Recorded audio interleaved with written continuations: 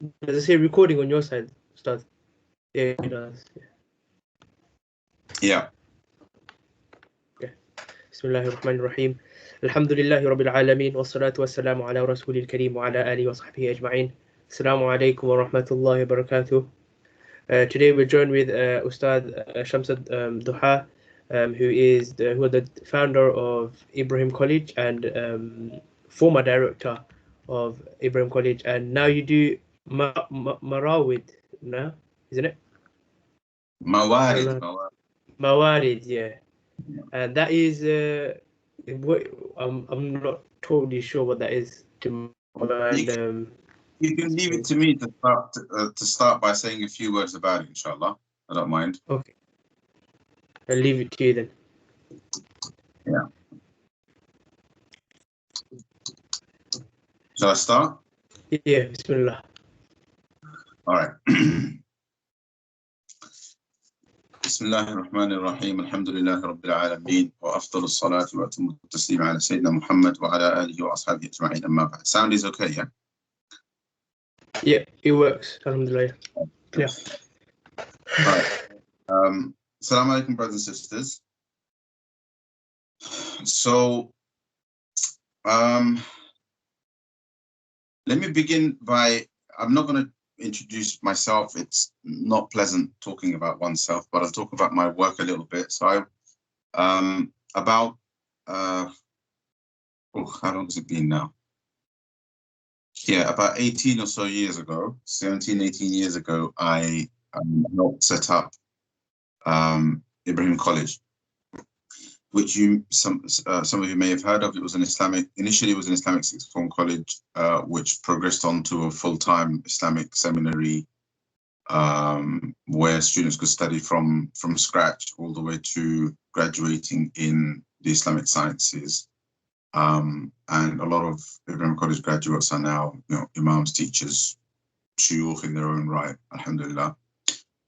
So I was there for 17 years, working in various management capacities, developing programs, curricula, that kind of thing, overseeing them, managing them.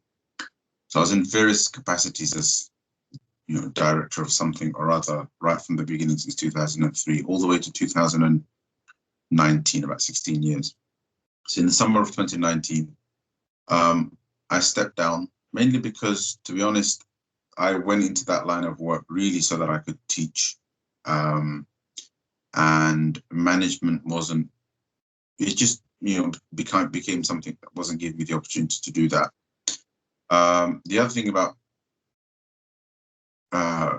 ending up in an institutional setup is that you can't really, there's a lot of stuff in the community that happens to you that you can't do anything about, even though you personally have the capacity to do something.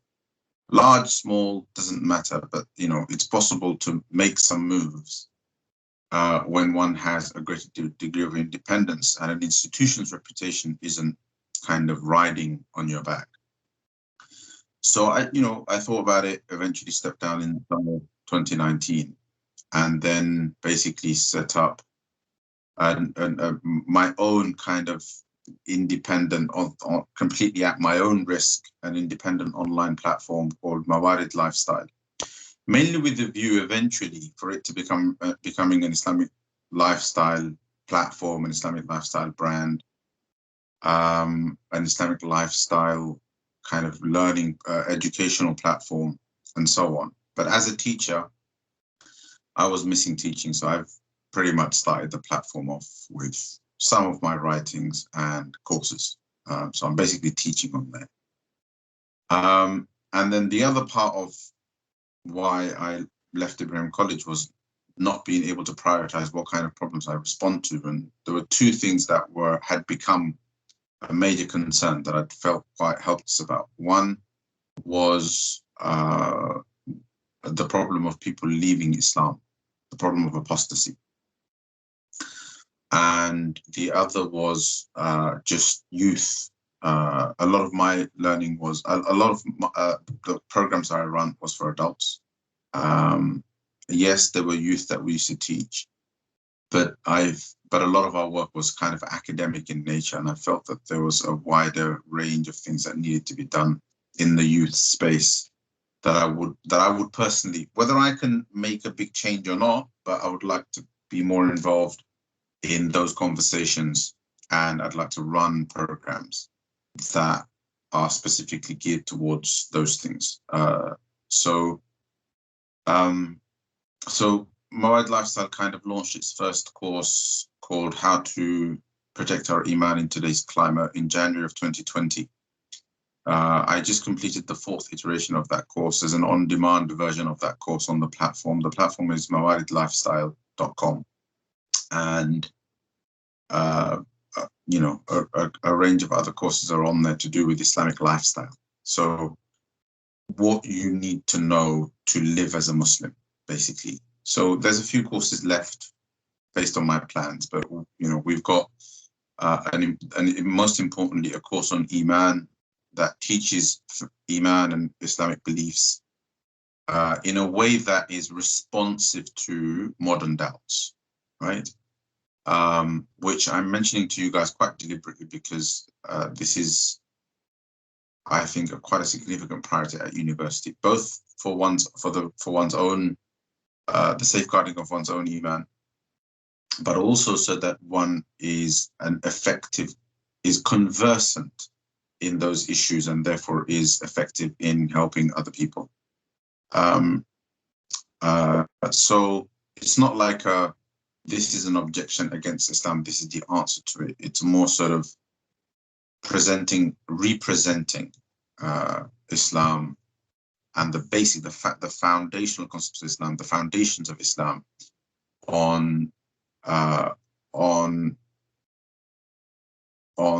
based on the kind of the traditional rationalizations. By that I don't mean philosophical rationalizations. You'd have to do the course to kind of, for me to break all. But anyway, but kind of traditional rationalizations of really on what basis do we believe that Islam is true, and how strong are those foundations, and how are those foundations responsive to some of the things that people say about Islam or question Islam about or challenge Islam with.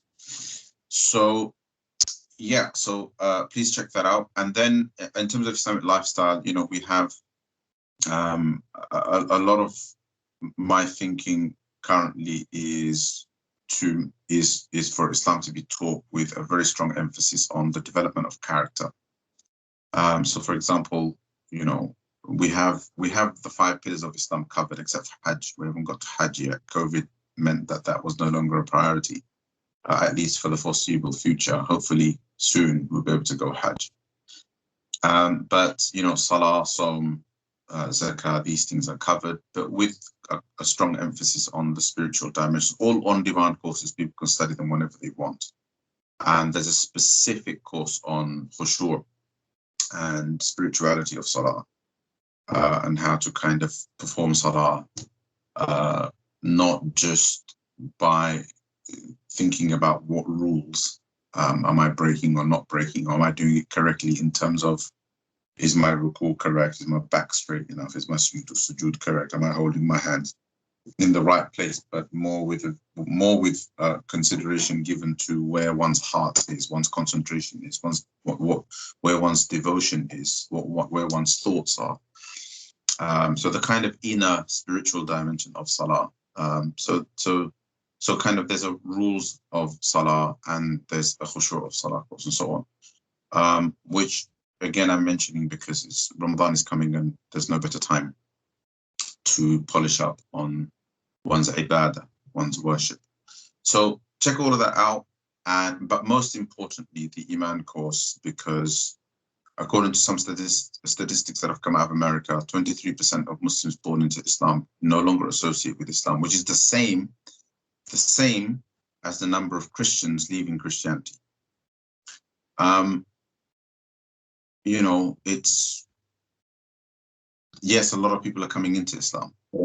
I think that there is something broken if so many people are leaving a faith that really is, for those of us who've studied those foundations, really is built on, exists on top of really, really strong foundations. The only conclusion has to be that people simply don't know. They're just ignorant of their own faith. and that we have to do something about that. And you're not safe until you know. You're not safe until you've studied. And you're incapable of helping other people until you've studied. Everything you know is an assumption. In fact, I was brought up in a very, very religious family. And it turned out that most of what I knew was just assumptions, was just stuff passed down father to son and so on. Not in a kind of, not in a malicious way, in a really, really problematic way. I think all of our faith and our iman was valid, but just in terms of knowing it in a manner that would be able to tackle the changes that our lives went through as our parents moved over to the West, and we were born in the West, or we grew up in the West and ended up with completely different mindsets, with various identity related issues and so on. Suddenly we're in a completely different paradigm. We might as well be in another universe, intellectually speaking, you know, in terms of philosophically speaking and so on. So for those reasons, it's extremely important to now think about our iman, the very fundamentals of Islam, from a point of view that is responsive to what the Orientalists have to say about Islam, that is responsive to kind of postmodern thought, that is responsive to modern advances in science, scientific propositions with regards to you know, with regards to reality and so on. I think that the contentions of other religions towards Islam have become somewhat irrelevant. I think a common enemy for all religions is now atheism, which is the fastest growing belief system in the world. And it's, as some initial statistics demonstrate, it has just as many victims who are Muslim as it has who are Christian. So those are just some initial remarks about what I do. And today you've invited me to speak about a particular topic. So I'm going to move on to that, inshallah. So in terms of today's topic, to be honest, each one of the things that I've been asked to speak about require a talk. So I've been thinking, you know, how do I address these issues, right? Now, so what I'm going to do, inshallah, is I'm going to just make some initial remarks to just set things going. And then I don't know how many people are here, but I'm hoping there's enough here to get a discussion going.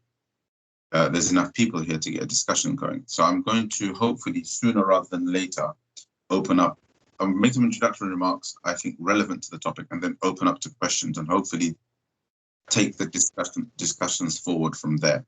So I've been asked to talk about, you've titled the program Lower Your Gaze, Akhi. And then it says we'll be looking at dangers of pornography, rights of the spouse, and characteristics of an ideal spouse, which is a bit of a range of issues. So I've been thinking about how I can structure those into some sort of common denominators, right? So you know, inshallah, with that in mind, I'll make a few statements, and then perhaps we can open up to some discussion. So Bismillah ar-Rahman ar-Rahim. So first of all, I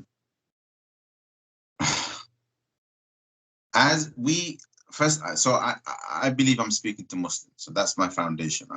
That's my assumption. My assumption is I'm speaking to people who believe in Allah and believe in Allah's messenger. Allah is the one Lord, creator, sustainer of the universe, and he sent messengers throughout time, and finally he sent Muhammad sallallahu alaihi wasallam, the final messenger of Allah, who we believe in, and who brought Islam as a religion.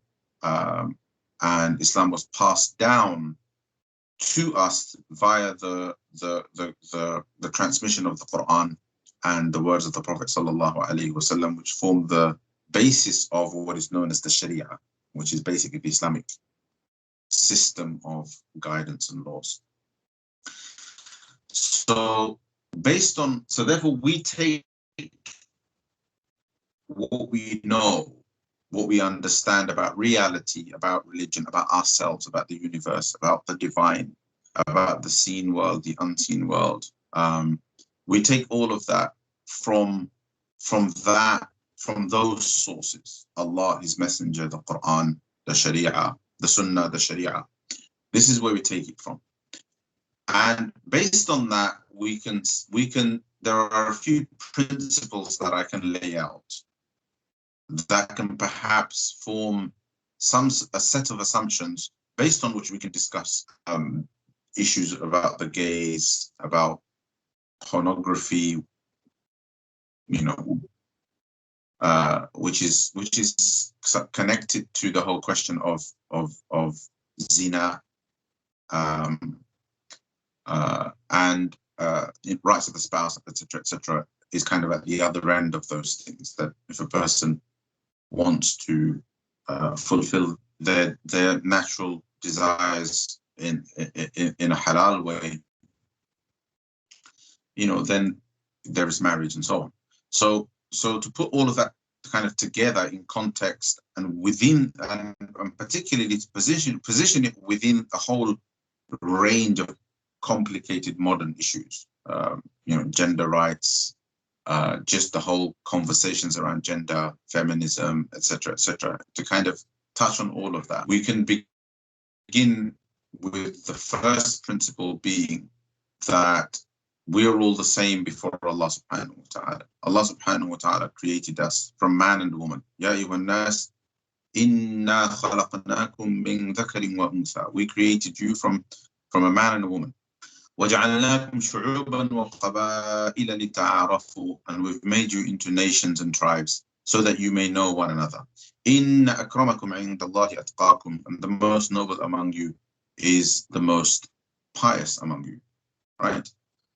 So in the eyes of Allah subhanahu wa ta'ala, our differences are firstly for the will of Allah, but ultimately the differences in terms of nations and tribes is so that we know one another. But ultimately, we are not beyond that. We are not racially and nationally divided. We are not ethnically divided beyond that, because we are from one man and one woman, right? Secondly, Allah subhanahu wa ta'ala says that وَمَا خَلَقْتُ الْجِنَّ وَالْإِنسَ إِلَّا لِيَعْبُدُونَ. That we have created mankind, male, female, you know, boy, girl, man, woman, the lot, right? Mankind, and you know, so every category of man, and jinn kind, right? That unseen species. لِيَعْبُدُونَ, right? So that they may worship me. So I have created mankind and jinn kind to worship me, basically. And then Allah subhanahu wa ta'ala, you know, in other places, Allah subhanahu wa ta'ala says in Surah Al-Mulk, الَّذِي خَلَقَ الْمَوْتَ وَالْحَيَاةَ لِيَبْلُوَكُمْ أَيُّكُمْ أَحْسَنُ عَمَلًا. That He is the one who created death and life, لِيَبْلُوَكُمْ أَيُّكُمْ أَحْسَنُ عَمَلًا, so that He may test which one of us is best indeed. There's an interesting thing to observe in this particular verse, in terms of Allah subhanahu wa ta'ala mentions death first. It says that He created death and life. And I'd like to observe here that this idea of death and life, with death mentioned first, we can reflect on that and derive from it a reminder that we didn't exist. We didn't exist. So from non-existence, essentially something that is the same as death, or the same as a godless conception of death. If you think of death without Allah, right, the atheist conception of death, then death is to cease to exist. So Allah subhanahu wa ta'ala mentions death first as a reminder that you actually come from nothing. You come from true non-existence, right? And whether you accept God or you don't accept God, whatever the case may be, whatever your outlook may be, whatever your worldview may be, there is that inevitability, right, of the darkness from which you come. Because yeah, you know your parents, you know you were born to parents, but you have no understanding of anything before you were born, right? Even after you were born. But whatever the case may be, you know that before you were born, you were nothing, right? There is just nothingness. Okay. You know, and Allah subhanahu wa ta'ala reminds us that that's your beginning, and that is, and I don't have to tell you that you're going to die again. Here, that doesn't, people do not have to be reminded of that, because that is the one thing that every single human being knows. No, mankind has not yet been able to defeat their own mortality. No matter the technology, no matter how far they've come, they haven't been able to do that, right? And Allah subhanahu wa ta'ala in the Quran refers to death as yaqeen. Worship your Lord until certainty comes to you. And here the Mufassirun say certainty means death, because death is a certainty. So you know, so therefore He and Allah created death. Right, this very the brain and the consciousness with which we have some understanding of being and not being, whatever that is, it is a construct created by Allah subhanahu wa ta'ala. And there's lots and lots to unpack in that, but I just want us to reflect. So the purpose of our being, Allah subhanahu wa ta'ala, in terms of these basic objectives of worshipping Allah subhanahu wa ta'ala, being tested by Allah subhanahu wa ta'ala, these are the purposes, these are the purposes of life given to us by Allah. Allah's reason for creating us are His own. People often ask, why did God create us? Meaning, sometimes people question Allah's action, right? Why did Allah do it? And people answer by saying, oh, He did it so that we can worship Him.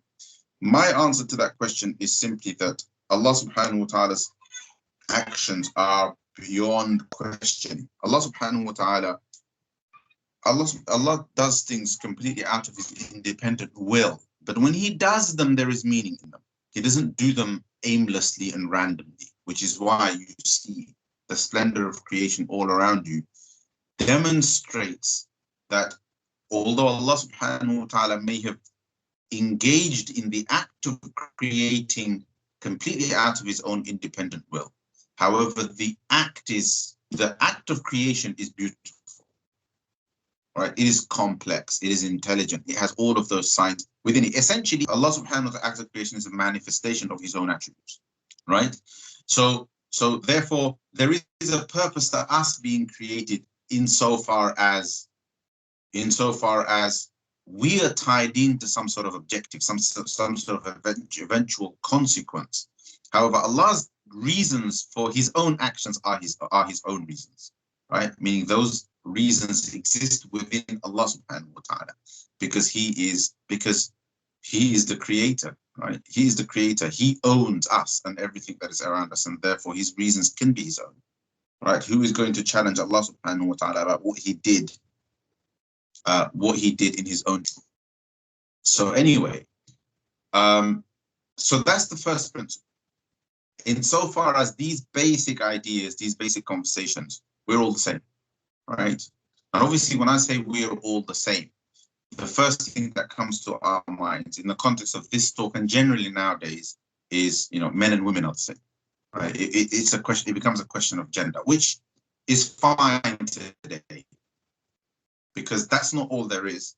But today it's fine, because today a lot of our discussions are going to be about gender, including conversations about pornography and so on, by the way, as you'll see.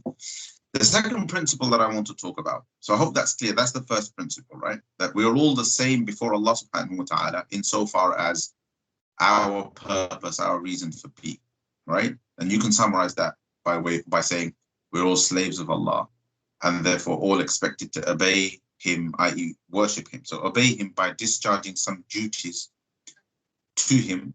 Some of those duties are directly to be discharged unto Allah. They are فيما بينك وبين الله, or as some ulama say, حقوق Allah. So these are between you and Allah, or these are these are the rights of Allah subhanahu wa ta'ala. And this is worship mainly, right? You know, are the acts of worship that we render unto Allah subhanahu wa ta'ala. And there are other duties that we discharge to Allah, but however we discharge them by rendering duties unto creation and each other. So there are, what I usually explain them to my students in terms of, there's lateral duties and there's horizontal duties. Sorry, there's vertical duties and there's horizontal and lateral duties. The vertical are the rights of Allah subhanahu wa ta'ala. So there are duties that we have that are discharged unto the transcendent Lord above and beyond us. And there are duties that are horizontal that are to do with that which is around us. We have duties to ourselves, to each other, to our environment, to the animal world, to the environment for us around. Okay, but those duties are also discharged for the sake of Allah subhanahu wa ta'ala, and therefore they are still still part and parcel of our purpose of being, of our purpose of worshipping Allah subhanahu wa ta'ala. The second principle I want to highlight is that although we are equal before Allah subhanahu wa ta'ala, we are not all equal. So there's a kind of contradiction in terms of, or rather, depending on perspective, that reality changes. So we are equal before Allah subhanahu wa ta'ala, but we are not the same as one another, and we're not equal in that sense. And therefore, we are different from birth as per qadar, meaning every single person is created with their own destiny, and those destinies are very different, right? So for example, we're all born into different circumstances, right? Now, one of the circumstances that we are born into differently is our gender. I'm born male, right? My wife is born female. Neither of us chose it. It's part of our destiny. We didn't choose, right? I have 3 sons. I wanted daughters as well. They didn't choose to be boys, and nor did I choose to have them as boys. It is entirely part of my destiny and their destiny, and there is nothing. It is completely out of our control. So these are inequalities. These are differences, right, that we have absolutely no control over. They're just matters of destiny and qadar. Similarly, we are different in terms of circumstances, right? So just like there are some things that are different, we have absolutely no control over. Some things that are different, we have no control over initially, but we're able to change. So, for example, if you're born, your gender, for example, if you're born with a lifelong disability, there's very little you can do about it. You can maybe make some improvements and so on and so forth, and you can get some treatment and things like that. But for example, if it's something that's untreatable, then there's nothing you can do about it. You're just different from everybody else, right? If you are genetically a tall person, right? Like you're abnormally tall, there's really very little you can do about it. If you're genetically a short person, there's very little, you're not going to become like the genetically tall guy. You might be able to take growth hormones and push the bar a little bit, a few centimeters here or there, but you are not going to be like the tall guy, the guy with the tall genes, right? We all have ideas about what is beautiful, what is not beautiful, all right? And we are born into how we are when we are born, right? Light-skinned, dark-skinned, beautiful in one convention, not beautiful in another convention. All of this stuff is beyond our control, right? Then you have some things that you might be able to control. Like, for example, some people, other people are born into a wealthy person can squander their wealth and end up poor. And a poor person can end up wealthy through hard work. So some things can be changed. All right, but you have no control over the state that you're born into. And this isn't something that we discover through life, but it is something Allah subhanahu wa ta'ala tells us, that I created you, and I created the earth, and I created life, and I created it a particular way. You have no say over it, right? You have no say over it. It's entirely my choice. And Allah subhanahu wa ta'ala expresses this as follows. He says, وهو الذي جعلكم خلائف الأرض ورفع بعضكم فوق بعض درجات ليبلوكم فيما آتاكم. Right? That Allah is the one who made you custodians of the earth. خلائف الأرض. Right? From the word khalifa. Right? So you're khalifas of the earth, you're custodians of the earth. You take over from one another generation after the generation, one generation away, the other generation takes over, and so on. وَرَفَعَ بَعْضَكُمْ فَوْقَ بَعْضٍ دَرَجَاتٍ. And Allah says, I have raised some of you over others in degrees. This idea of strong, weak, rich, poor, privileged, not privileged, honorable, not honorable, high pedigree, low pedigree, and so on. Genetically different, right? Strong genes, weak genes, tall genes, short genes, all of that stuff. وَرَفَعْ بَعْضَكُمْ فَوْقَ بَعْضٍ دَرَجَاتٍ. Raise some of you above others in degrees, لِيَبْلُوَكُمْ فِيمَا آتَاكُمْ, so that He made, as the verse starts off, He created you, He made you like that. So therefore, so that He may test you with what He has given you. Right? The test is not the same. This is fundamentally an issue that we all have to understand. People think the test is the same for everyone. No, the test isn't the same. The test is in what you have been given. Right? لِيَبْلُوَكُمْ فِيمَا آتَاكُمْ. Allah says, Allah subhanahu wa ta'ala wants to test you in what He has given you. Right? A rich person's test and a poor person's test are not the same. And, a rich person has to, part of their test is to give.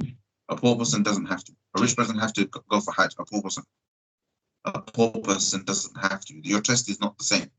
A rich person is fundamentally tested for gratitude. A poor person is tested for patience. Right? I mean, there's an element of both for each, but the degrees are not the same.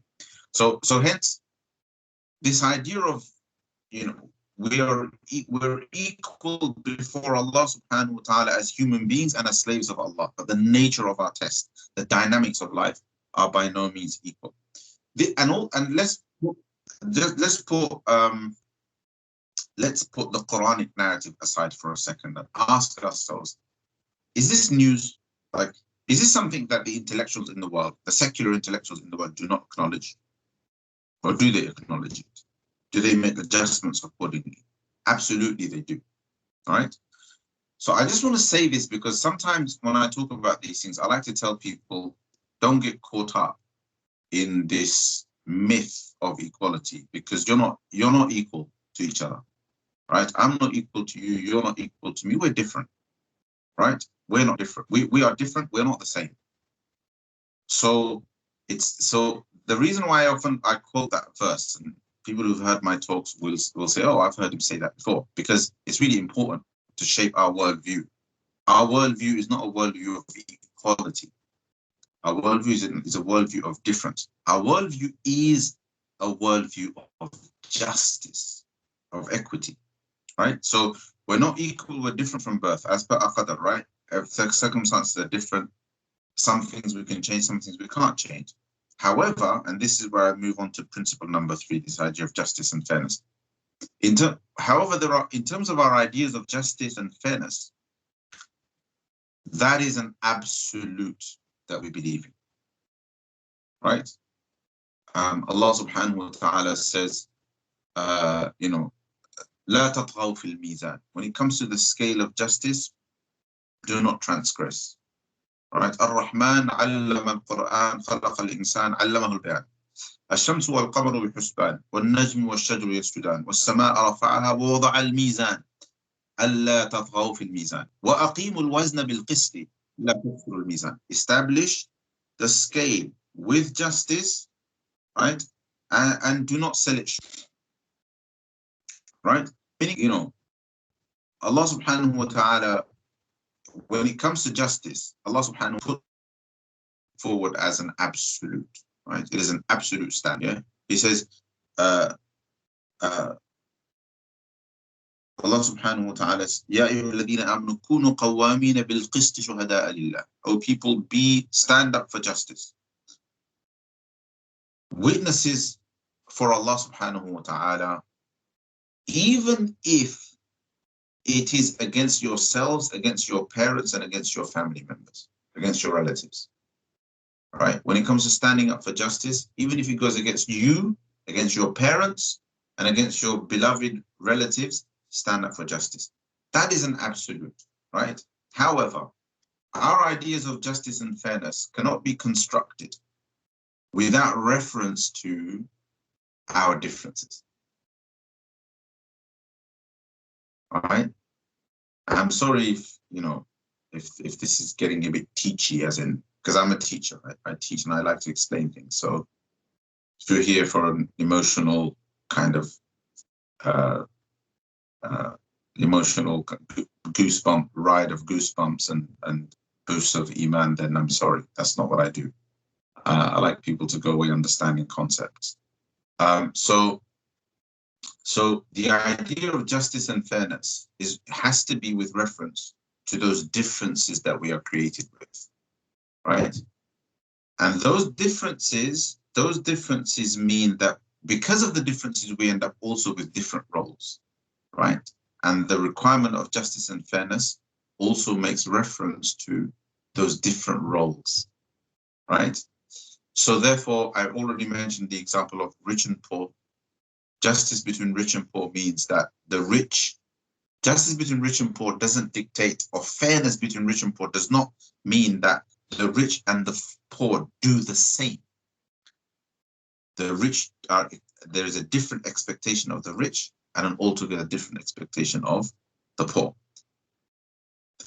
Men and women are different. Coming now to our topic, right? Men and women are different. That does not mean that the requirements and the expectations of men and women as per justice are the same, but rather they are fundamentally different, right? So in Islam, we believe in justice and we believe in equity. The idea of equality, you know, it works sometimes, right? In some contexts, it works, but we're not equal, right? Men aren't equal. You can forget about genders, right? We can forget about gender equality, right? Men aren't equal. Does that make sense? You know, that's why the rich are the top 1% and the rest slave away after them. All right. So anyway, so these are some of the principles basically that I wanted to impart before talking about, I think by now you know what I'm getting at, right? Before we talk about these other issues. And you know, I think I caught a glimpse of that message, right? Where the second principle is that we are not equal. The third principle is that justice and fairness cannot be constructed without reference to our differences. So we were on the third principle when we were talking about justice, okay? Whoever asked that question, since I saw it, I thought I'd respond to it. Now, so I think I need to work backwards, all right? So now, in terms of the three topics, you know, marriage and ideal partner, etc., etc. But again, I want to talk in terms of common denominators because it's really difficult to talk about all three together because we'll be here all night, and you haven't got all night, and I haven't got all night. So what I want to say, I want to start by saying this: our direct duties to Allah Subhanahu wa Taala that I spoke about earlier, these are discharged by expressing servitude through worship. Our 5 times salah, as our dhikr, our tilawa, our growing our inner consciousness of Allah subhanahu wa ta'ala. So our taqwa and our ihsan, as the Prophet ﷺ explained in Hadith Jibreel, where he said, Ihsan is that you worship Allah as though you see him, and if you cannot attain that, then be mindful that Allah subhanahu wa ta'ala sees you. I'm paraphrasing the translation. That's a very difficult line to translate, that is. And then, so there is, those are your vertical duties, right? Between you and Allah, the rights of Allah subhanahu wa ta'ala. These are expressed through our servitude to Allah subhanahu wa ta'ala through worship, right? And this is one aspect of our spirituality. This is the aspect of our spirituality that brings us spiritually close to Allah subhanahu wa ta'ala, but it is not sufficient. It is not sufficient for our salvation. There is another dimension to our spirituality, which is the lateral dimension, the vertical relationships. And that, so if you think about it, you know, one is to do with how we conduct ourselves with Allah. The other aspect of our duties is how we conduct ourselves with Allah's creation. And those duties are discharged by our services to one another, by the adoption of noble characteristics and acting in accordance with them. I'm just going to let that sink for a second. I'm going to sip ice cold tea just to give myself a bit of moisture. So now, why is that relevant to today? So noble characteristics, makarimul akhlaq, are characteristics that Allah subhanahu wa ta'ala encourages, that His Messenger sallallahu alayhi wa sallam taught, that are supposed to become part and parcel of our personality, of our nature, right? That's what we mean, you know, like having somebody has a good personality, they're good natured, they have a good nature. We sometimes use it in English, it's an English idiom as well, right? Somebody who's good natured means they come across as naturally good, right? This is akhlaq. Akhlaq, in fact, the word akhlaq is plural of khuluq, and that's from the root letters kha, lam, qaf, which is the same root as kha, which is exactly the root of khalaqa, khaliq, makhluq, creator, created, meaning it's from the same root as creation. All right, creation is nature. So therefore, akhlaq developing akhlaq is to develop good characteristics inside of ourselves so that it becomes part and parcel of our very being, of our very nature. That's akhlaq, right? Why is that relevant in the context of relationships? Well, if a person has been nurtured or has self-nurtured, has developed themselves so that noble characteristics like, you know, like the ones that the really, really important ones that I mean, there's ones that are to do with our relationship with Allah, right? So piety, God consciousness, and so on. But then there's others that are to do with our relationship with people. And those, they are love, right? Mercy, generosity, compassion, empathy.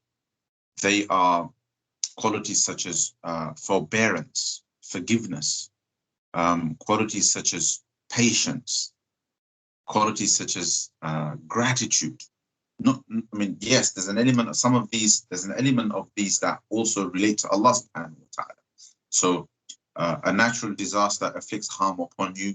Over here, you're patient for the sake of Allah subhanahu wa ta'ala in the face of a disaster that you have no control over. But then also you exercise patience towards other people. So patience. You exercise gratitude towards Allah subhanahu wa ta'ala, but you must also exercise gratitude towards people.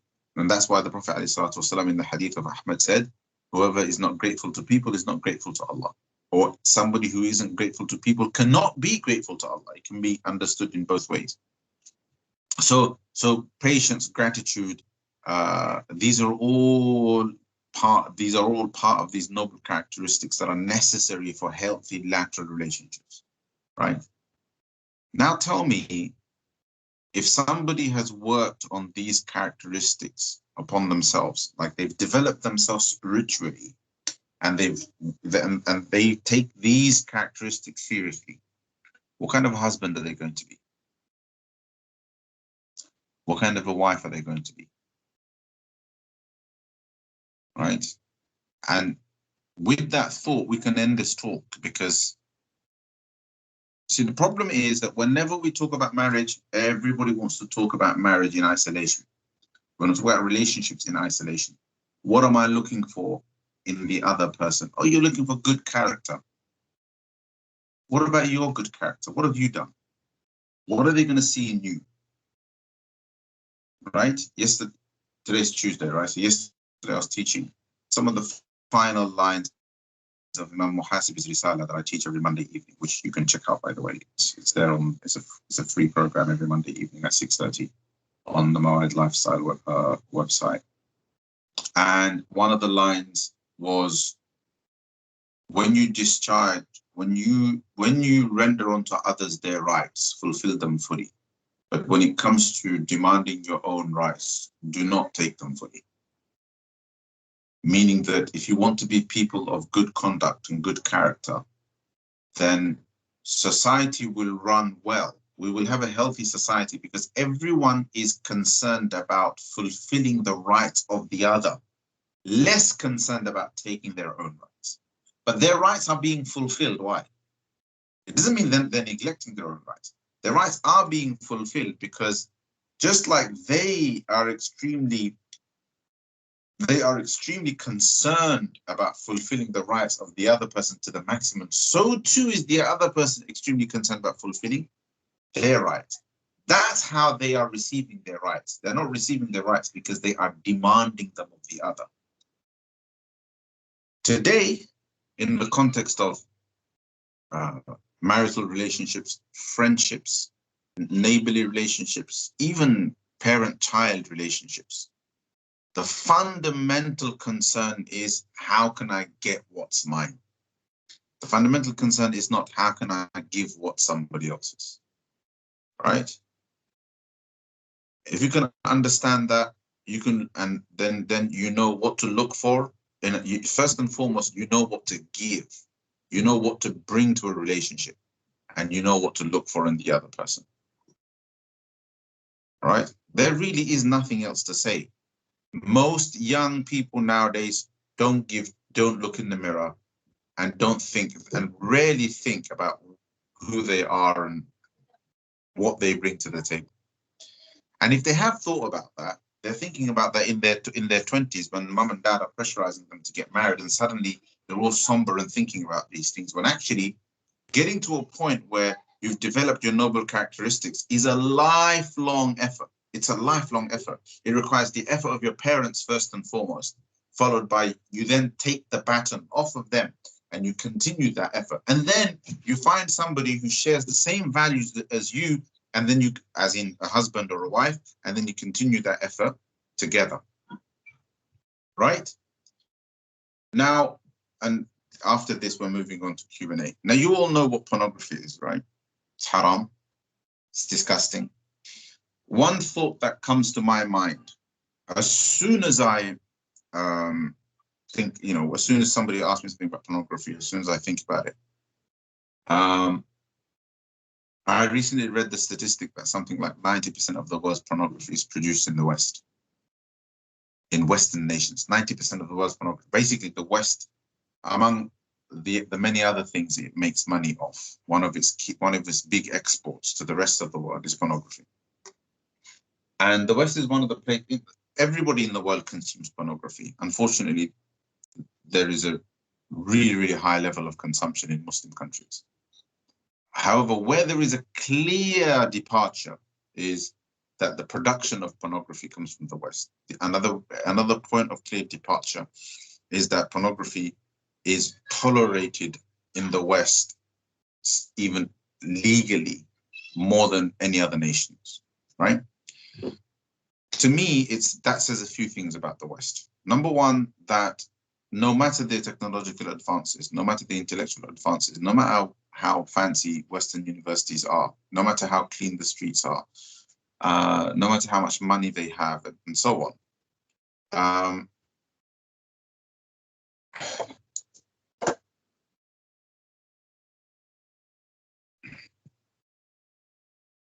Can you guys hear me still? Because Yeah. for some reason, you can still hear me. I can still hear you. All right, good. Because my teams just logged me out for some reason. Everything is Sorry. fine. The If you video guys and can stuff hear is me, fine. then it's fine. But my screen's changed and everything. Sorry, I'm concerned that this is going to do something.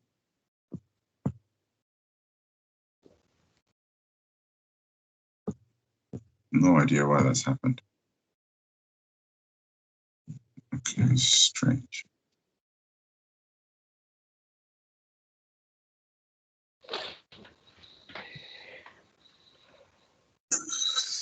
All right, never mind. If you guys can hear me, it's fine.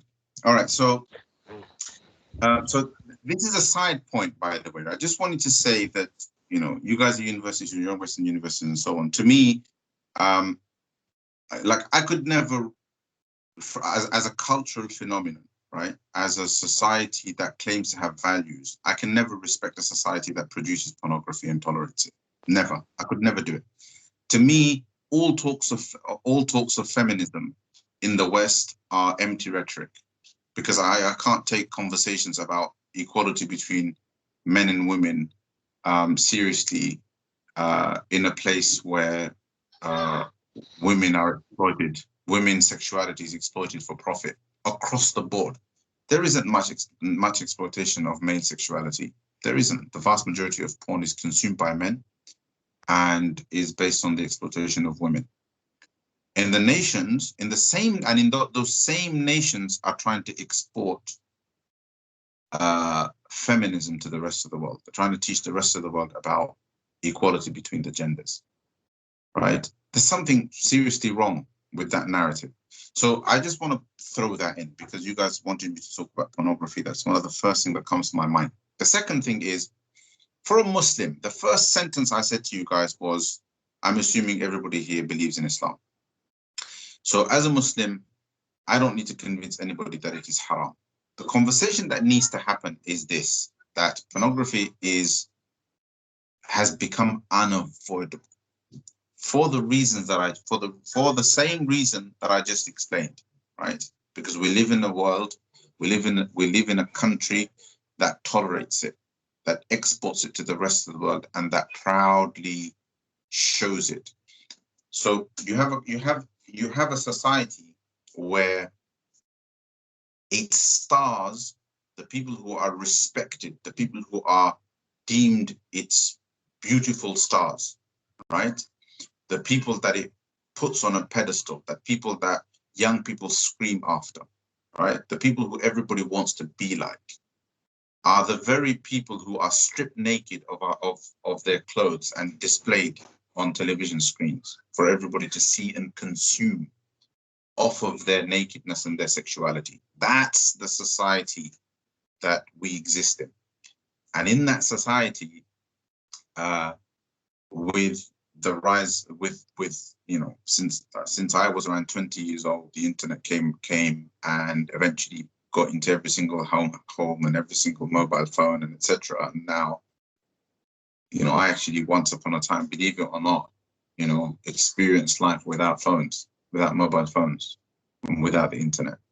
All right, all the way up until my late teens, and then it started, and it has its benefits, all right, but it also has these horrifying kind of side effects as well. And one of them is that as I was bringing up my children, my oldest is not much younger than some of you, is 17. He'll be going to university in another year. I had to admit defeat, right, when it comes to pornography. I had to simply accept that at some point that I was exposed to pornography in primary school. I often publicly talk about this. I was exposed to pornography for the first time. My first experience of pornography.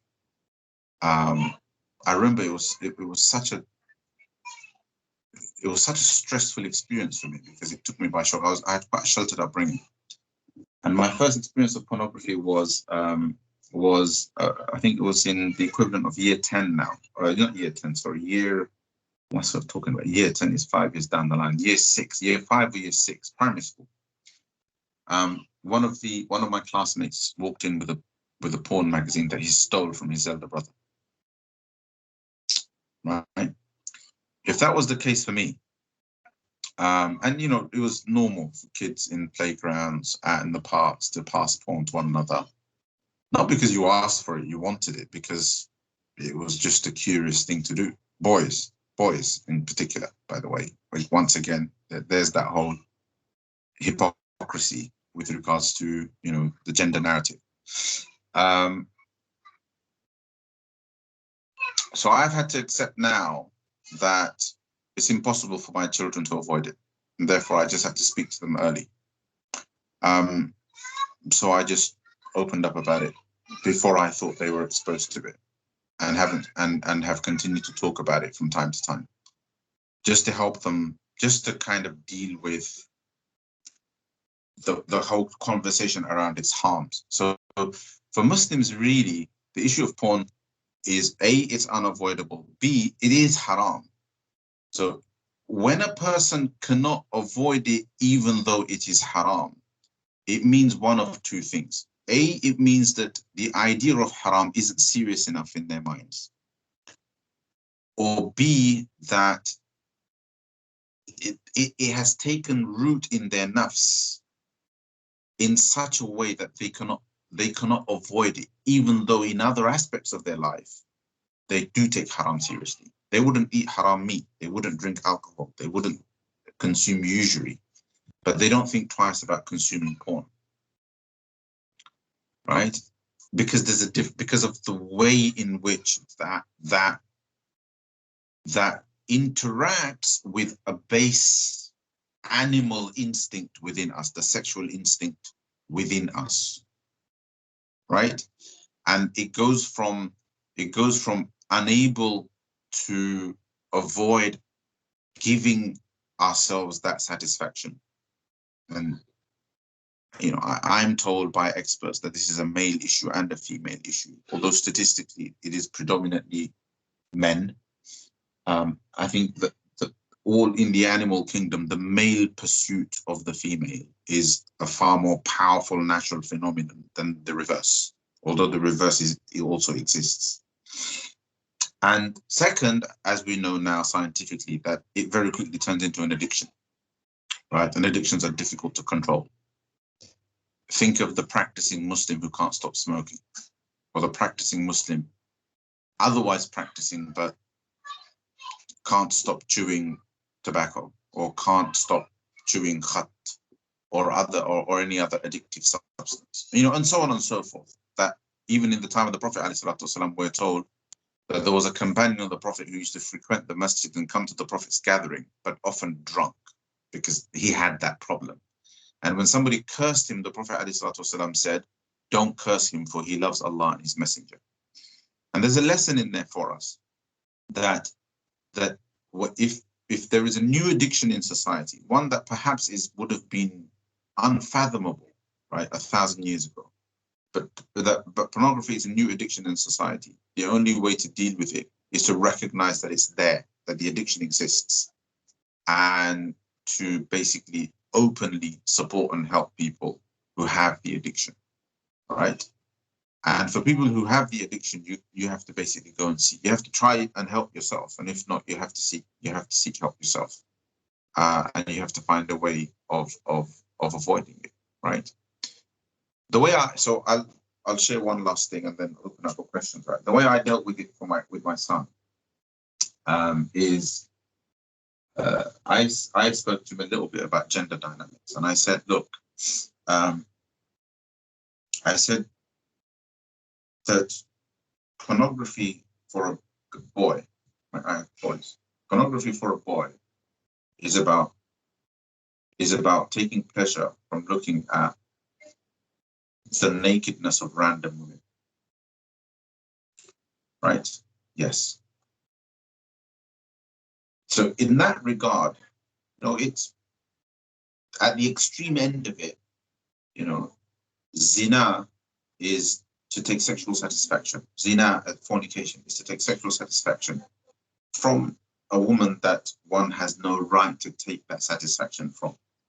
So pornography is to take the same kind of to satisfy one's sexual appetite, but without sex, but only by enjoying the nakedness of another, or by enjoying the viewing of the act of sex. However, it is done without its right. When the Prophet ﷺ was approached by a man, and he was asked, Messenger of Allah, I want to commit zina.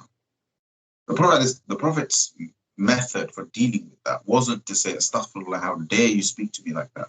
How dare you speak to me about such a horrible thing? But rather, the Prophet ﷺ's method for dealing with it was to say, is that what you want to do? How would you feel if somebody wanted to do with that to your mother, to your sister? This was the Prophet's way of dealing with it, right?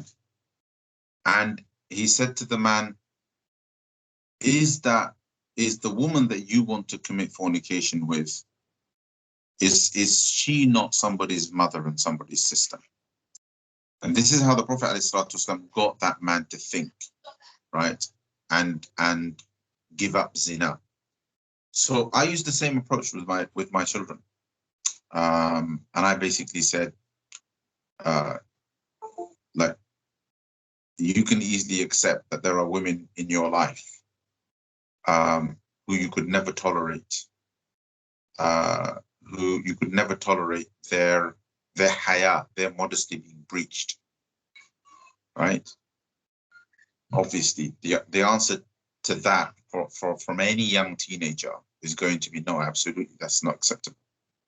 And I simply said to him that, before a woman is a sexual person, before that, a woman is somebody's sister, somebody's daughter, right? And then eventually becomes somebody's wife and somebody's mother. That and before all of that, a woman is a slave of Allah subhanahu wa ta'ala, which is why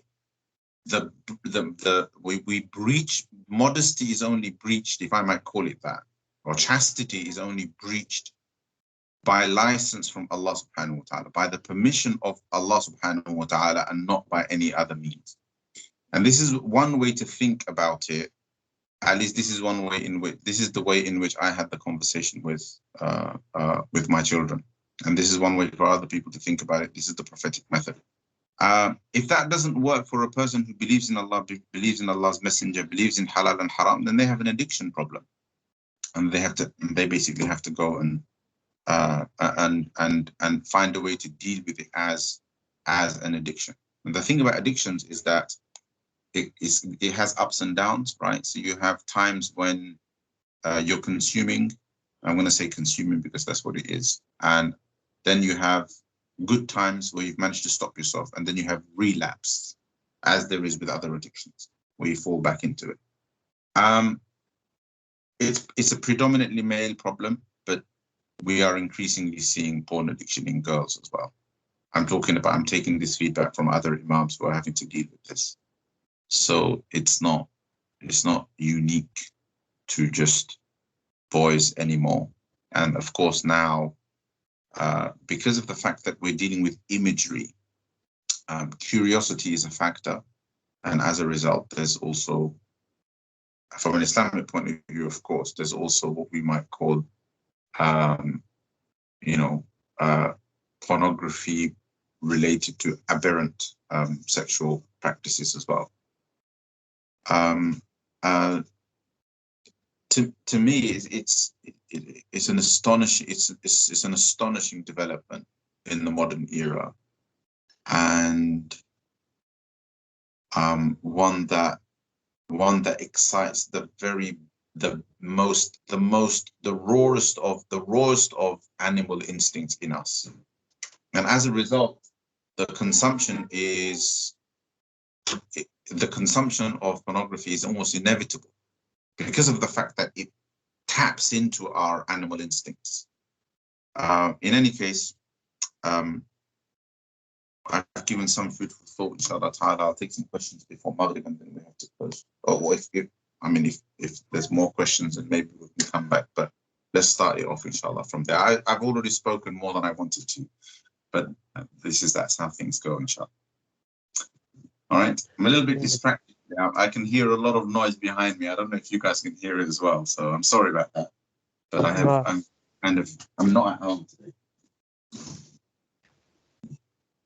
My father was calling through the door a couple of times. All right. Pardon? I said over to you, brother Abdul Muqtadir. Jazakallah khair. I really enjoyed that, and it was like it's so hard to advise. Like it's scary, isn't it? Like I've got nieces and nephews growing up, and I'm thinking, you know what? It's worse for them than it was when I was younger. So like, how am I gonna deal with that, or have their parents deal with that? So it was good insight that you told the story of the Prophet sallallahu alaihi wasallam. Does anyone have questions? And just to let everyone know that if you guys are going to speak, it's going to be recorded. Just raise your hands, inshallah. Or if you want to anonymously give any questions, I'll drop a link onto the chat. Where is it?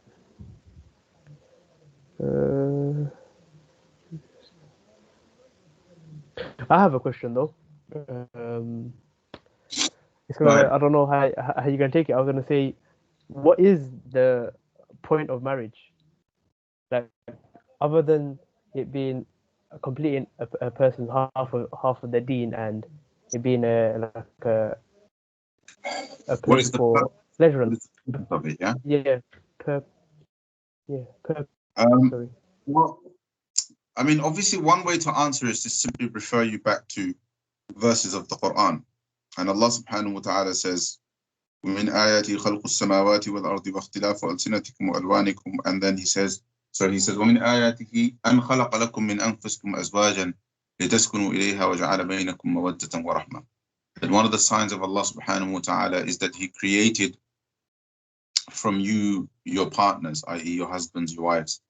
Each person has a partner in that way, so that you may find tranquility in one another, and He created mercy and love between you. And usually signs of Allah Subhanahu wa Ta'ala have a cosmic significance in the sense that they are kind of hardwired into the very DNA of creation. So when Allah Subhanahu wa Ta'ala points at something as a sign, He's trying to say, this is how it is meant to be. This is how I want creation to be. Anything that doesn't operate according to this is an aberration, right? So therefore, if you wanted a functional purpose, if you wanted, okay, what is the purpose of marriage beyond it being a command of Allah, a sunnah of the Prophet, and half of Iman, then it is that really marriage gives people something that they need fundamentally for peace of mind, for tranquility. Peace of mind is something that is necessary for human mental and emotional equilibrium, and marriage is a way in which Allah Subhanahu wa Ta'ala gives that to people, because He gives people partners who they must be devoted to, not just by romance, which is how the modern world sees it, but by duty. It is tied in by duty, and the development of love and mercy within that dynamic, within that relationship, is something that Allah eases, which is why Allah says Allah puts mercy and love in it. But while that also happens, everything that Allah Subhanahu wa Ta'ala facilitates also requires human intervention and human acceptance, meaning something Allah Subhanahu wa Ta'ala gives you rizq, you still have to consume it, right? Allah Subhanahu wa Ta'ala has given you strength, you have to use it to earn your daily bread, to fight for the sake of Allah, etc., etc., etc. So therefore, Allah puts the ingredients of love and mercy within a marriage. You still have to receive that and nurture it. Does that make sense? Yeah. So there is an effort on our part as well. And another way to explain this is to go back to the beginning. Allah subhanahu wa ta'ala created Adam alayhi salam. But Adam was created naturally in a way, meaning the very nature of Adam alayhi salam as the first man was that he alone wasn't enough. And for him to complete the human dynamic, for man to be completed, woman had to exist. And Allah subhanahu wa ta'ala didn't give Adam alayhi salam another male companion, or didn't put several men on earth and then put a woman on earth, but rather he put a man on earth and then immediately put a woman on earth next to man. Does that make sense? And therefore men and women complete one another, and that is the nature of humanity. That's how it was right from the beginning. And just in terms of husband and wife, there's a really, really important one here in terms of Adam and Hawa alayhi salam. If you just reflect on those two, what you learn from Adam and Hawa is that the most important gender relationship, the most important relationship between the genders is the husband and wife relationship. Because sometimes people think of that as some sort of secondary or tertiary relationship behind, you know, when people think of women, they think somehow, you know, mother comes first, you know, you have the mother, son, mother, daughter, you know, there are, we think of it in terms of these tensions. Who comes first, right? But rather, as a species, the central relationship that is fundamental to the flourishing of mankind, in fact, to the very survival of mankind, is the marital relationship between man and woman. All other relationships are subsidiary to that, secondary to that. Important, extremely important, and they're not meant to complete one another, but they're all subsidiary to that. Allah subhanahu wa ta'ala created Adam without a mother, without a father, without any of the other relationships, right? However, mankind could not continue with just Adam. There had to be a husband and a wife who then subsequently became father and mother. Make sense? Yeah. So that it being said that say for example, I'll read that in a bit. So say for example, someone feels complete and that, you know what, they're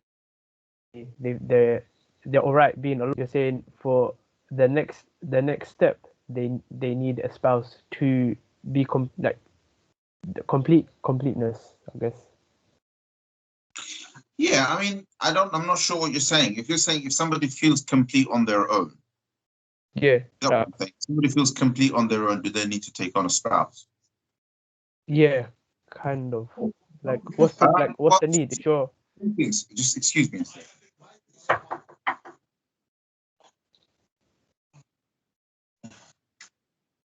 If you don't mind making too much noise, I'm teaching you. In a second, I'm coming. Right, my older children, they all have loud, big voices now, and I have a baby as well. Okay, so apologies. Yeah, so I was saying that, well, you know, there's if you want to think about that from the point of view of Sharia, then there's a difference of opinion among ulama as to whether marriage is an obligation or not. One famous example of a scholar who not only believed that marriage isn't obligatory but actually practiced it was Imam al-Shafi'i, rahmatullahi alayhi, who believed marriage wasn't obligatory and didn't marry. The same is true of Sheikh Shams Ad-Duha, rahmatullahi alayhi, and others. So there's a difference of opinion on the question of marriage, but I think it's safe to say that the vast majority of men feel a biological need to marry. Not many are able to overcome it at that animal level. And secondly, it is such a huge part of our social fabric that it's almost impossible to avoid. On top of that, regardless of whether it is obligatory or not, and the question of is it obligatory or not is a question of if somebody doesn't do it, will they be sinful? That's the point. What is clear is that it is something that is encouraged by the Prophet ﷺ as a sunnah. And he says, "Nikah min sunnati." Nikah is from my sunnah. Whoever turns away from it, falaysa minni. And Imam Shafi'i's position would be that if a person felt that they could be more productive in worshipping Allah subhanahu wa ta'ala without marriage, and that was the reason why they didn't want to marry, then it's permissible for them not to marry and they would not be sinful. And the alternative view is that marriage is part of worshipping Allah subhanahu wa ta'ala. Does that make sense? Yeah. So those are the things you have to basically think about when it comes to that question. Jazakallah khair. I've got a question Day and age, slash. I don't know. In this day and age, you know, for most normal people, it's it's very very important. I mean, you'd have to be, you know, like, you know, you'd have to have really, really strong kind of self-control to think nowadays, in this day and age, you know, to go through life without marriage. And obviously you'd have to, you know, that the kind of spirituality that Imam Shafi'i was aspiring to is very rare to find nowadays. All right? Yeah. Here's a statement slash a question from brother Nahid Hassan. He says, Barakallah Feek for your insight, Sheikh. It's been a while since I've listened to one of your talks, and this has been enjoyable and beneficial. May Allah accept it from all of us. My question, what is the best way to motivate those addicted to this to actually seek help to break their addiction? Too many people will stay addicted. Too many people will stay addicted for too many years because they don't want to expose their sins and not realizing the danger of it, kind of mentality. I mean, to be honest, talking to people who are addicted to it, that's a really interesting, because obviously peers know, you know, like if your peers are addicted to porn, then you know before their parents or before anybody else does. So I suppose peers are in a good position to talk to one another, and it's a dialogue. It's not, you're not going to speak to them in one go. You're not going to pour everything out in one go. It's an exchange, it's a dialogue, right? But the few things that I would definitely put on the table, one of them is the harms of it. It is now well known, right? I know that in Western psychology there's an acknowledgement of the harm of addiction to porn after an acknowledgement of some degree of benefit. Does that make sense? So where the Western narrative acknowledges that degree of benefit, this is where we have to step in with the Islamic narrative and say it's haram. You understand? That what kind of a doctor or a school teacher or a psychologist or a therapist might state as, oh, some moderate consumption of porn is acceptable. From an Islamic moral standpoint, that is completely haram. This is where Islam steps in. Once you move into the question of addiction, that's where both narratives become the same, because that's when the doctors are advising you about the harms, and so is the imams. Islam is doing it, the Western narrative is doing it, everybody's acknowledging the harm. And one of the harms that people can talk about is that pornography is basically, people who consume porn basically end up with false expectations about actual sexual relationships. They develop false expectations about actual real life, because what they see in porn is not real. What people see in movies is not real. Right? And a kind of a real natural display of sexual activity on a movie screen wouldn't sell movies. So it needs to be exaggerated and it needs to be unnatural to spike people's curiosity. Does that make sense? And effectively what that results in is it results in an unnatural expectation inside the bedroom. And therefore, rather than people finding their own original way to achieve sexual satisfaction with their spouse, they start trying to achieve it through what they've seen in movies and in porn videos. And that ends up destroying marriages, because what they're trying to achieve is demeaning, is disgusting, and is actually unattainable, right? So they end up pursuing a pipe dream. Another thing addiction does is it actually completely makes a person incapable of achieving sexual satisfaction through actual sexual activity. So they basically become they've spent so much time achieving sexual satisfaction from something that is virtual and fake, that when they're faced with the real thing, they can't do it. They become impotent. And I've dealt with real life cases of people who think, I know what it's all about, etc., etc. And they get married. They find a wife and they get married, and then after marriage. And I'm sorry to kind of only talk about the male experience. I don't know a great deal about female consumption of porn, but it is there, and I'm assuming that the basic principles are the same. But what then happens to people who get married and who have a porn addiction is that within the marriage, they are then unable to perform, meaning they actually can't do it. They can't even get aroused by the real thing, right? Even if they're attracted to their wife or their husband, it doesn't work. They've damaged themselves, basically. And then it takes quite significant therapy and treatment to kind of eventually fix the damage, right?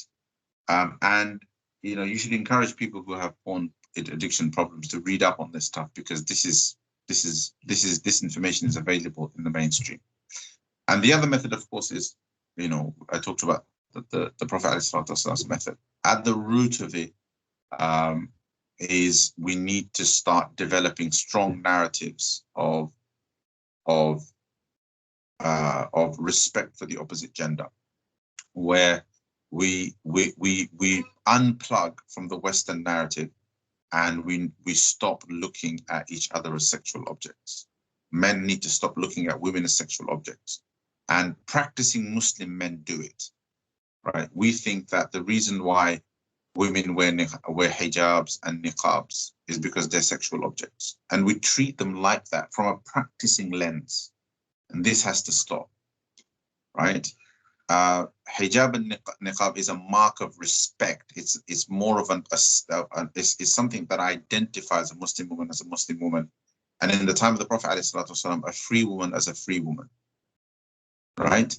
It is not. It does not imply. It's the notion that a woman is fitna is a false notion. Meaning, a woman being fitna is a misunderstanding of the word fitna on the one hand, and secondly, it adds to it this dimension of a woman by default being a sexual fitna. And these are modern constructs, by the way. This is Muslims, even practicing Muslims, imbibing the Western paradigm of this supercharged sexualization of society, to the extent that even children's dress, children's media, children's cartoons, children's computer games are being sexualized, right? So, it's a serious issue, but what I'm trying to warn you about is that practicing Muslims are doing it in their own way, and this has to be stopped. Women are doing it to men. This is an increasing phenomenon. Women are reacting to male objectification of themselves by them also objectifying the men, looking at them as basically as meat, essentially as sexual meat to be consumed. And do you mind giving an example? Sorry? Do you mind giving an example of that? Because I've not really heard of that. Objectification of another is to only look at them as a sexual object. Like, I'm saying in terms of a woman objectifying a man, like from a religious, from a practicing lens. I mean, I don't need to spell this out. When a man objectifies a woman, right, Yeah, he looks at her only through the lens of sex. Yeah. As somebody with whom the only purpose of pursuit, of relationship, of viewership, even of consideration, is sex. A woman objectifying the man is exactly the same thing. Okay, so yeah, true. It's You're right. exactly the same, right? That's why when you know, when a man objectifies a woman, he looks at her in terms of her sexual body parts. You understand? He Yeah. looks at her in terms of her sexual body parts. His eyes goes to certain parts. So now the male objectification, a woman's objectification of a man is the same thing.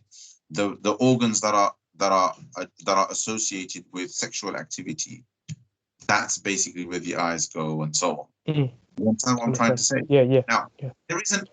So then, why does Islam enjoin hijab? Because there is an element of that is hardwired into us naturally. Do you understand? Yeah.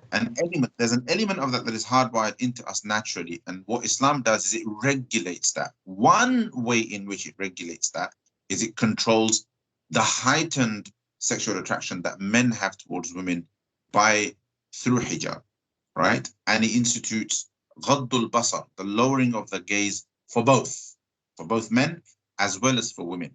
But that is a regulation of it. What we're dealing with is even Muslims imbibing the supercharged kind of sexual objectification of each other that the West is promoting, and we're kind of adopting that within the Islamic framework. You understand? So now, for us now, the Islam's regulation of sexual chemistry and so on and so forth through the hijab, our conception of it is based on an unnatural kind of sexual chemistry, an unnatural level of sexual chemistry between men and women. Where did we get that unnatural level of sexual chemistry from? We got that from the West. That doesn't come from Islam. Right? We got it because we live in these disgusting times. The reason why I'm explaining this is because I just want people to just be aware of that we do it too. Right? And that's why you have to unplug from that and look at one another as respectable human beings first. Learn to do that first. All right? And the sexual dynamic will have its time. When the time comes and you choose somebody as a spouse, if you can control the objectification and kind of looking at each other as sexual objects, if you can control that until the time that when you want to get married, and you're ready to get married, you will find that sex and sexual activity with one's legitimate spouse is far more satisfying than if you have already weakened yourself through your thoughts beforehand, right? And it's the one way to do it is to always remind yourself that I'm dealing with another human being, right? The person I'm thinking of is another human being who is a servant of Allah subhanahu wa ta'ala, who is part of وَلَقَدْ كَرَّمْنَا بَنِي آدَمَ, right? The ennoblement of mankind. This is not, Allah didn't ennoble men. He ennobled Bani Adam. He ennobled men and women. When Allah says, لَقَدْ خَلَقْنَا الْإِنسَانَ فِي أَحْسَنِ تَقْوِيمٍ, that we have created mankind in the most beautiful form, He's talking about men and women. And it is based on the nobility of mankind that in Islam, grave digging is forbidden. That ulama say post-mortems. I mean, obviously there's a discussion about this, but let's just stick to the principal point. That one of the reasons why ulama don't like post-mortems, right, is because of the nobility of men and women. But somehow we think it's okay to objectify one another. How does that make any sense? What happened to the nobility of men and women, which is an Islamic narrative? You understand what I'm trying to say? So if we can treat one another as noble human beings, we can easily withdraw from that line of thinking, right? And just follow the Sharia. Why does a woman have to wear hijab? Because Allah and His Messenger taught it and commanded it. There is wisdom in it. That's why we do it. We don't do it because without it, men aren't going to be able to control themselves, or men are imposing hijab on women because they're thinking, without it, I'm not going to be able to control myself. Something is going to happen to me. Because by you just thinking that, you're already objectifying. You're already basically defeating your own self. Sometimes it can be difficult to explain, but I think you all understand, I think. Well, I hope anyway. All right, inshallah. Anything else? Because it is Maghrib time, so I don't know what you want to do. Jazakallah khair. I Yeah, don't it's scary. mind. Like, Pray, after another 5 minutes or so. But let's see if there are any questions, inshallah. does anyone else have questions? I'll check the anonymous thing. No one seems. But yeah, it's scary. Like, someone can overcome their addiction, but the repercussion that itself also takes time to recover as well. So that's quite scary. Yeah, but people have recovered. I've dealt with people who have recovered. Yeah. But obviously it takes patience on the part of, obviously the people that I've helped, they were fortunate enough that their wives tolerated it and helped them through it. It could have been different, and she could have turned around and said, sorry, but I don't want to be married to this pervert, and could have divorced him. And I'm being blunt because sometimes people have to be reminded of how it looks. Right? If you spend half your life looking at other women and then you expect to get respect from your wife, then I'm sorry, but you exist in some kind of pipe dream. A woman would have to be an angel to tolerate something like that. You see what I mean? Yeah.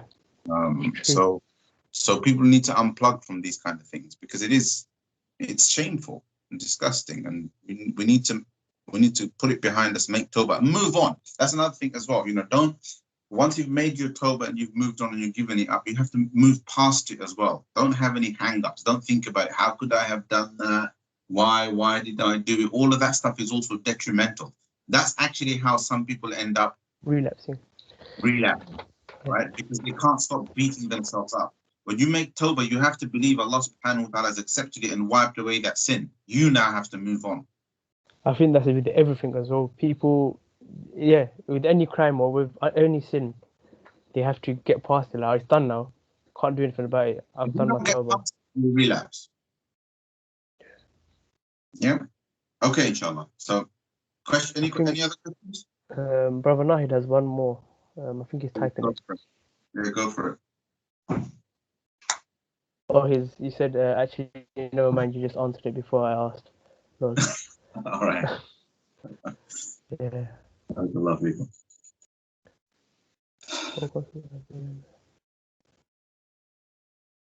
Yeah.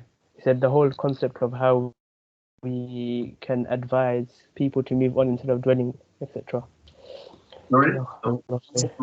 He's just saying, actually, never mind, you just answered it before I asked. The whole concept of how we can advise people to move on instead of dwelling, etc. Yeah, absolutely. Yes. Let me check one more time. I don't think anyone else has any more questions. I think okay. All right. Well, I should let you guys go for Maghrib, and you should let me go for Maghrib. If I was there with you, then we'd be praying together in Jama'ah, but such other times. Subhanallah. I just had my vaccine yesterday. Is it? MashaAllah. My mate had it today. Was it which one was it? AstraZeneca.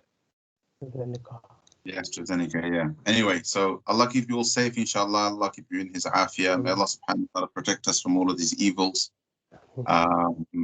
Once again, just a reminder, inshallah, just since I've spent this time with you, check out the courses on mawaridlifestyle.com and the articles and so on. But in particular, the one that's for you as university students, the one that's called How to Protect Our Iman in Today's Climate is extremely important. Okay, inshallah. سبحانك اللهم وبحمدك أشهد أن لا إله إلا أنت أستغفرك وأتوب إليك. السلام عليكم ورحمة الله وبركاته. وعليكم السلام ورحمة الله وبركاته.